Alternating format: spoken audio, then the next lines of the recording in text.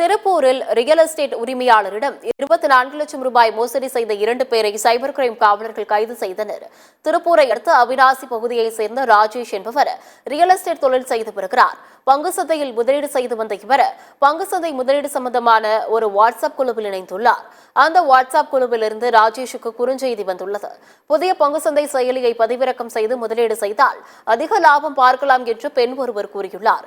இதை நம்பிய ராஜேஷ் புதிய செயலியை பதிவிறக்கம் செய்து தனது வங்கிக் கணக்கிலிருந்து பல தவணைகளாக 24 லட்சம் ரூபாய் முதலீடு செய்து வணிகம் செய்துள்ளார். பின்னர் அவர் பணத்தை எடுக்க முயன்ற போது மேலும் 10 லட்சம் ரூபாய் செலுத்தினால்தான் பணத்தை எடுக்க முடியும் என்று கட்டாயப்படுத்தியுள்ளனர். அதன் பிறகே அந்த செயலி போலியானது என்பது தெரியவந்துள்ளது. இதுகுறித்து ராஜேஷ் திருப்பூர் மாவட்ட சைபர் கிரைம் போலீசில் புகார் அளித்துள்ளார்.